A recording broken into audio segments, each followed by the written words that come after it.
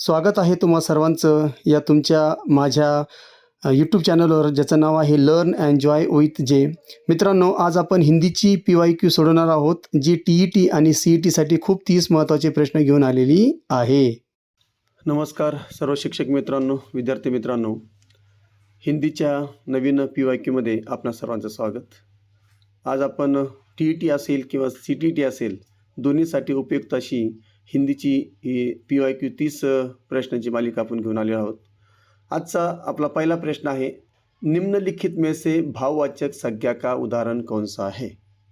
हिमालय, सबा, सोना और यौवन. अब आप इसमें से देख सकते हो, यौवन शब्द जो है, यौवन शब्द से युवा होने की अवस्था का बोध होता है, इसलिए यह भाववाचक संज्ञा है. और हिमालय जो है तो यह व्यक्तिवाचक संज्ञा है, सबा यह जातिवाचक संज्ञा है और सोना द्रववाचक संज्ञा है. तो यहाँ पर यौवन शब्द इस प्रश्न का सही पर्याय है. आगे बढ़ते हैं. प्रश्न क्रमांक 2. तुलसीदास ने रामचरितमानस की रचना की. इस वाक्य में रेखांकित शब्द रामचरितमानस में कौन सी संज्ञा है? तो यहाँ पर आप देख सकते हो, रामचरितमानस एक विशेष और निश्चित ग्रंथ का नाम है, इसलिए यह व्यक्तिवाचक संज्ञा है. इसलिए पर्याय क्रमांक C व्यक्तिवाचक संज्ञा इस प्रश्न का योग्य पर्याय है. आगे बढ़ते हैं. सवाल तीसरा, जातिवाचक संज्ञा से बनने वाली भाववाचक संज्ञा का सही विकल्प चुनिए. अब यहाँ पर आपको देखना है जातिवाचक संज्ञा से, तो लड़कपन शब्द आप अगर देख सकते हो, लड़कपन शब्द में लड़का यह जातिवाचक संज्ञा है और इस जातिवाचक संज्ञा से लड़कपन यह भाववाचक संज्ञा बनी है, इसलिए यह जो है यह पर्याय क्रमांक B इस प्रश्न का सही उत्तर है. सवाल चौथा, आजकल देश में जय चंदों की कमी नहीं है. इस वाक्य में जय चंदो शब्द की संज्ञा का रूप क्या है? व्यक्तिवाचक संज्ञा, समूहवाचक संज्ञा, भाववाचक संज्ञा, जातिवाचक संज्ञा. तो यहाँ पर आप देख सकते हो, जब किसी व्यक्तिवाचक संज्ञा का प्रयोग उसके गुणों या दोषों के कारण किसी वर्ग या जाति को दर्शाने के लिए किया जाता है, तो वह जातिवाचक संज्ञा बन जाते. म्हणजेच काय, तर या ठिकाणी जर एखाद्या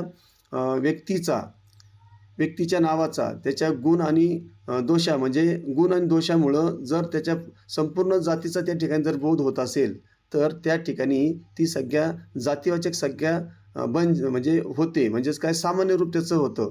तर या ठिकाणी जयचंद जो आहे, जयचंद हे विशेष नाम आहे, परंतु एखाद्या व्यक्तीमध्ये त्या जयचंदाच्या असलेल्या गुणामुळे पूर्ण जातीचा जर बोध होत असेल, अशा लोकांचा बोध होत असेल, तर ती विशेष नाम न राहता ते काय होतं, तर ते होतं त्या ठिकाणी सामान्य नाम. असं या ठिकाणी याचं उत्तर आहे. म्हणून पर्याय क्रमांक D जातिवाचक संज्ञा इस प्रश्न का सही उत्तर है.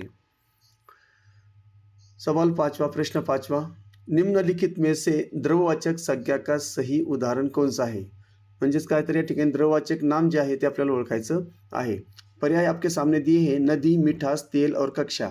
तो आप देख सकते हो, तेल जो है, तेल एक तरल पदार्थ है जिसे नापा या तोला जाता है, इसलिए यह द्रववाचक संज्ञा आहे. म्हणजे जे आपण मोजू शकतो, मापू शकतो, हे ज्या गोष्टी असतात, मग सोना, चांदी वगैरे जेवढ्या गोष्टी आपण करू शकतो, या सर्वच्या सर्व ज्या आहेत ह्या काय असतात, तर या ठिकाणी हिंदीमध्ये त्यांना आपण द्रववाचक संज्ञा असं म्हणतो. म्हणजेच काय, द्रववाचक नाम असं म्हणतात.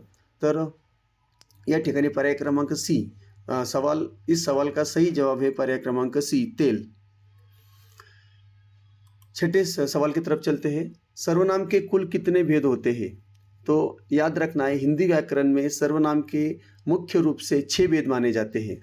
कौन कौन से हैं वो? पुरुषवाचक, निश्चयवाचक, अनिश्चयवाचक, संबंधवाचक, प्रश्नवाचक और निजवाचक. इस तरह सर्वनाम के कुल 6 भेद माने जाते हैं. इसलिए इस सवाल का सही जवाब है पर्याय क्रमांक A 6. 7वां प्रश्न हम देखेंगे, मैं अपने आप काम कर लूँगा. इस वाक्य में अपने आप का कौन सा सर्वनाम है? तो अपने आप इस शब्द का कौन सा सर्वनाम का यह प्रकार है? पुरुषवाचक, निश्चयवाचक, संबंधवाचक या निजवाचक.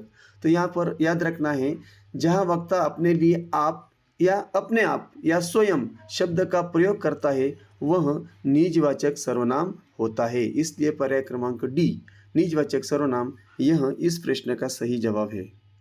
आगे बढ़ते हैं सवाल 8वां। निम्नलिखित में से अनिश्चयवाचक सर्वनाम का चयन कीजिए।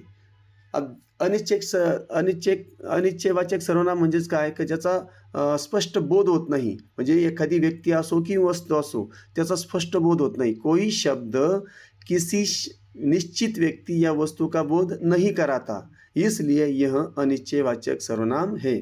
क्योंकि कौन यह प्रश्नवाचक है, वह नहीं हो सकता। जो इन ऊपर के जो दिए हैं तीनों ए छोड़कर बी और जो है यहाँ पर इनका निश्चित बोध होता है, लेकिन कोई शब्द ऐसा है जिसका निश्चित बोध नहीं होता, इसलिए यह अनिश्चयवाचक सर्वनाम है। म्हणजेच पर्याय क्रमांक डी कोही या ठिकाणी या प्रश्नाचं योग्य उत्तर आहे। सवाल 8वां का सही जवाब है पर्याय डी कोही। आगे बढ़ते हैं। जिसकी लाठी उसकी भैंस वाक्य में रेखांकित शब्द जिसकी उसकी में कौन सा सर्वनाम है। अब देखो जिसकी उसकी म्हणजे ज्याचं त्याचं, मराठी में अपन का ज्याचं त्याचं, जो तो। यहाँ पर जब संबंध हमें बताना होता है, दो व्यक्ति या दो वस्तु में एक दूसरे के संबंध स्थापित करते हैं, वहाँ संबंधवाचक सर्वनाम होता है। जहाँ दो सर्वनाम एक दूसरे से संबंध स्थापित करते हैं वहाँ क्या होता है, संबंधवाचक सर्वनाम होता है। इसलिए यहाँ पर यह संबंधवाचक सर्वनाम है। पर्याय क्रमांक ए संबंधवाचक सर्वनाम इस प्रश्न का सही जवाब है। आगे बढ़ते हैं सवाल 10 की तरफ। पुरुषवाचक सर्वनाम के कितने उपभेद होते हैं। हमने देखा यहाँ पर सर्वनाम के भेद हमने देखे हैं, कुल 9 भेद होते हैं।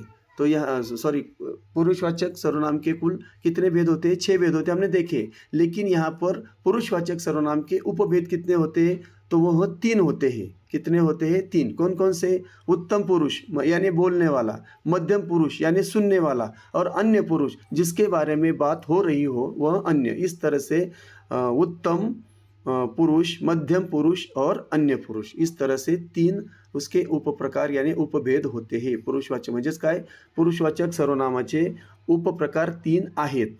लक्षात, उत्तम, मध्यम आणि अन्य। चलो, यानी पर्याय क्रमांक सी 3 इस प्रश्न का सही पर्याय या सही जवाब है। आगे बढ़ते हैं सवाल 11। यह मेरी पुस्तक है। इस वाक्य में यह सर्वनाम का कौन सा प्रकार है। तो यहाँ पर देखो यह यानी यहाँ पर हमें संबंधवाचक, अनिश्चयवाचक, निश्चयवाचक। तो यहाँ पर आप देख सकते हो यार निजवाचक, तो निजवाचक तो नहीं हो सकती, आप, अपने आप, स्वयं, तो यहाँ पर नहीं आया है। तो इसलिए यह निश्चय, यह मेरी किताब है मत यानी निश्चित या ठिकाणी आपल्याला बोध होतो। यह शब्द पुस्तक की ओर निकटता और निश्चितता का संकेत कर रहा है, इसलिए यह निश्चयवाचक सर्वनाम है। पर्याय क्रमांक सी निश्चयवाचक सर्वनाम इस प्रश्न का सही जवाब है। आगे बढ़ते हैं सवाल 12। निम्नलिखित वाक्यों में से किस वाक्य में आप शब्द का प्रयोग मध्यम पुरुष के रूप में हुआ है। मध्यम पुरुष यानी सुनने वाला। तो देखो, मैं अपने आप सीख गया, यहाँ पर वह अपने आप सीख गया, वह यानी अन्य पुरुष होगा।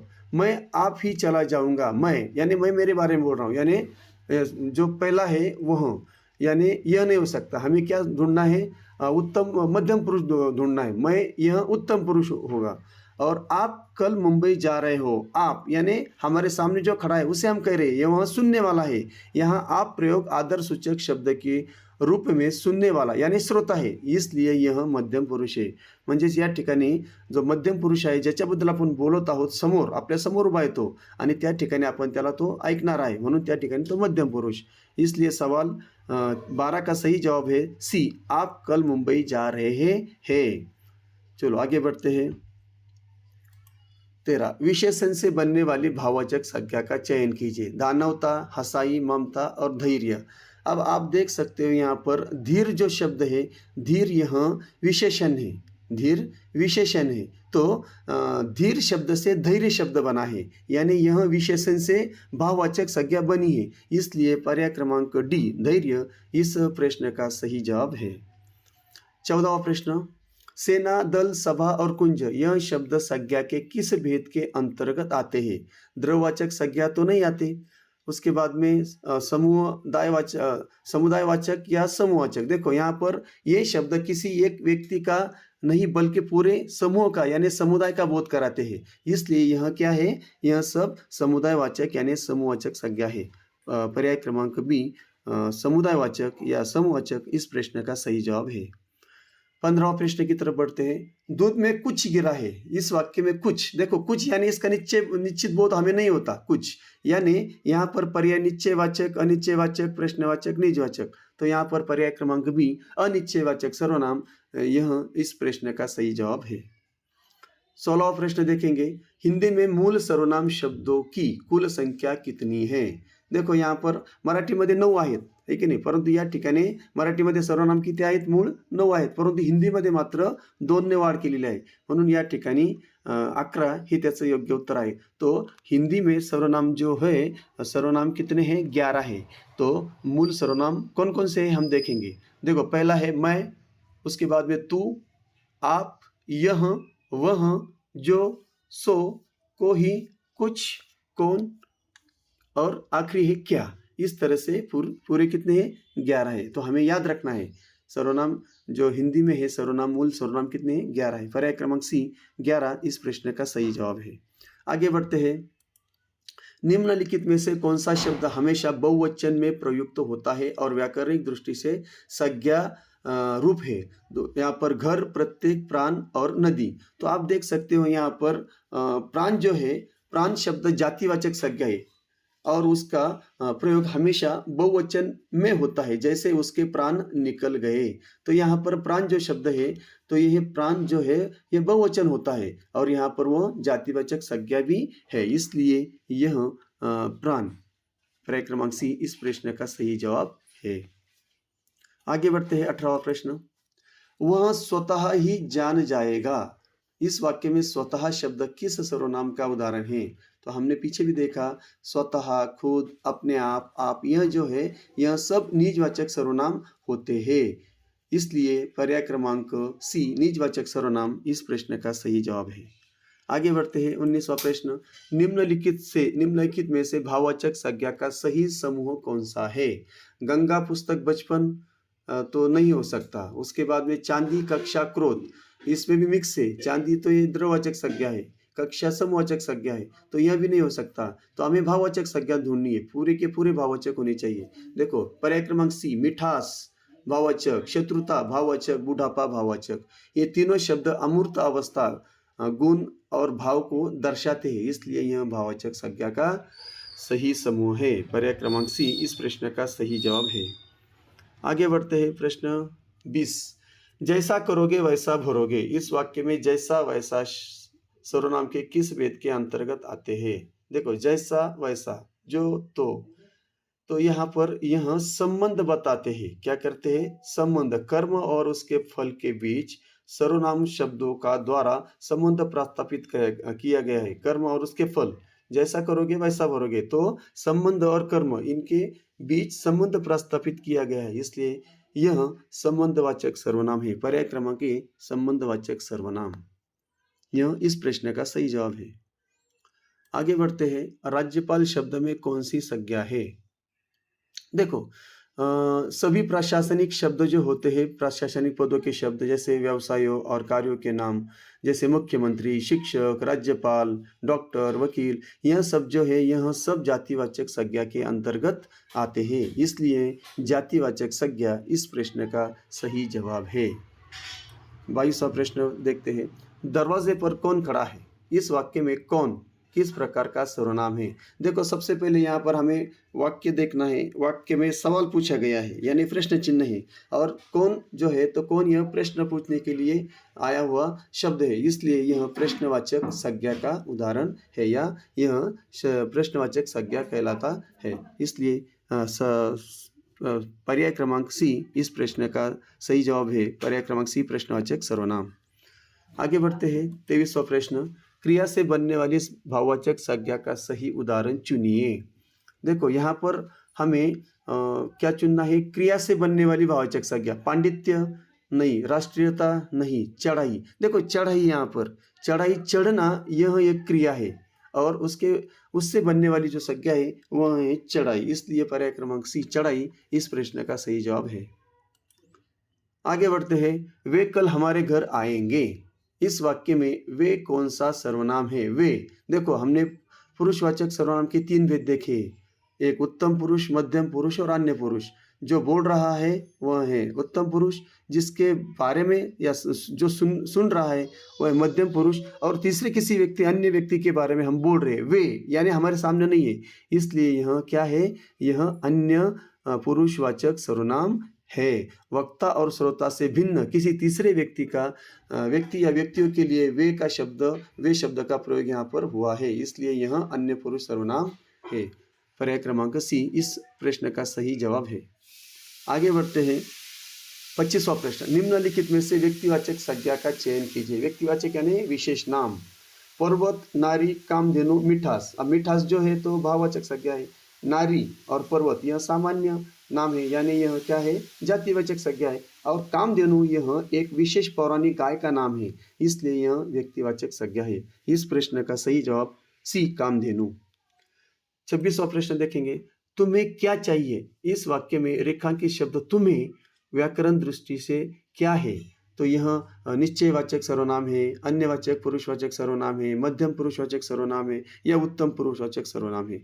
तो यहाँ पर देखो, तुम्हें यानी हमारे सामने जो व्यक्ति खड़ा है उसके बारे में हम कह रहे हैं, उसे सुना रहे हैं, वो श्रोता है, इसलिए यह सर्वनाम के दृष्टि से पुरुषवाचक सर्वनाम का दूसरा उपप्रकार जो है वह मध्यम पुरुष है, इसलिए पर्याय क्रमांक सी, मध्यम पुरुषवाचक सर्वनाम इस प्रश्न का सही जवाब है। 27वां प्रश्न देखो। बुढ़ापा एक प्रकार का अभिशाप है।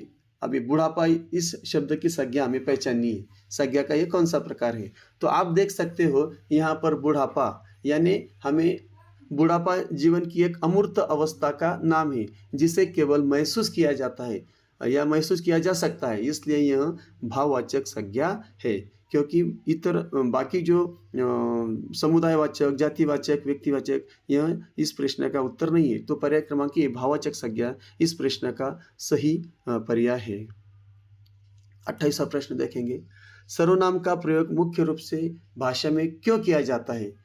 4 पर्याय है। नए शब्दों के निर्माण के लिए, संज्ञा की पुनरावृत्ति बार बार दोहराव को रोकने के लिए, क्रिया की विशेषता बताने के लिए और वाक्यों को कठिन बनाने के लिए। तो देखो, सर्वनाम की जो व्याख्या है यही व्याख्या ये होती है कि भाषा को सुंदर और संक्षिप्त बनाने के लिए संज्ञा के बार बार आने वाले दोहराव को रोकने के हेतु सर्वनाम का प्रयोग किया जाता है। म्हणजेच काय, वाक्यामध्ये येणारं नाम वारंवार घेऊ नये, वाक्य म्हणजे नामाची पुनरावृत्ती टाळण्यासाठी जो शब्द आपण वापरतो त्याला आपण काय म्हणतो? सर्वनाम म्हणतो।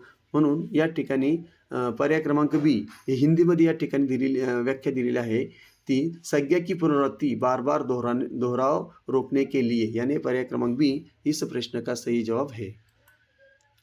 29वां प्रश्न देखेंगे।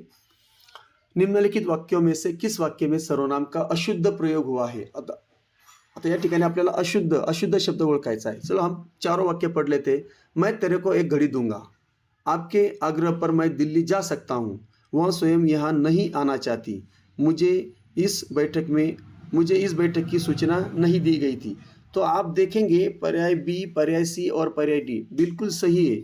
इसमें हिंदी की शुद्ध शब्दों का यानी व्याकरणिक दृष्टया यहाँ पर शुद्ध शब्दों का प्रयोग किया गया है और सब सही है, वाक्य की रचना भी सही है। लेकिन पर्याय क्रमांक ए, मैं तेरे को एक घड़ी दूंगा, तेरे को, मेरे को हे जे शब्द आहेत हे या ठिकाणी जी काय आहे अगदी गावंढळ जी हिंदी आहे ती गावंढळ हिंदी या ठिकाणी बोलली जाते किंवा गावाकडची जी हिंदी असते ही हिंदी बोललेली आहे, म्हणून तेरे को, मेरे को हे चालत नाही। तर या ठिकाणी तुम्हें या मुझे अशा प्रकारचे शब्द यायला पाहिजे। तर तेरे को म्हणजे तुम्हें, मैं तुम्हें एक घडी दूंगा असं पाहिजे होतं, म्हणून या ठिकाणी पर्याय क्रमांक ए, मैं तेरे को एक घडी दूंगा हे चुकीचं या ठिकाणी अशुद्ध वाक्य आहे, म्हणून पर्याय क्रमांक ए हे या प्रश्नाचं योग्य उत्तर आहे। आणि शेवटचा प्रश्न 30वां प्रश्न देखेंगे हम। लोहा और पानी शब्दों में संज्ञा का कौन सा भेद है? बघा, लोहा आणि पाणी या ठिकाणी असं आपण मोजमाप करू शकतो। लोहा एक ठोस धातु है और पानी एक तरल पदार्थ है। नापी तोली जाने वाली इन वस्तुओं के कारण यह द्रववाचक संज्ञा है, इसलिए इस प्रश्न का सही जवाब जो है वह द्रववाचक संज्ञा पर्याय क्रमांक ए यह इसका सही जवाब है। आजचे आपले 30 प्रश्न जे आहे हिंदीचे याच ठिकाणी आपण समाप्त करत आहोत। जर व्हिडिओ आवडला असेल तर लाईक मात्र अवश्य करा. चॅनलला सबस्क्राईब करा, म्हणजेच येणाऱ्या नवीन नवीन व्हिडिओसाठी, येणाऱ्या नवनवीन विषयातील PYQसाठी तुम्हाला या ठिकाणी पुन्हा हे प्रश्न मिळवत आणि लवकरात लवकर सर्वच्या सर्व पहिल्याच प्रयत्नात TET आणि CTT पास होत ही आशा करतो. आणि चॅनलला सबस्क्राईब करा. जर व्हिडिओ आवडला असेल तर नक्की लाईक करा, कमेंट्स करायला विसरू नका. पुन्हा भेटूया आपण. तोपर्यंत जय हिंद, जय महाराष्ट्र.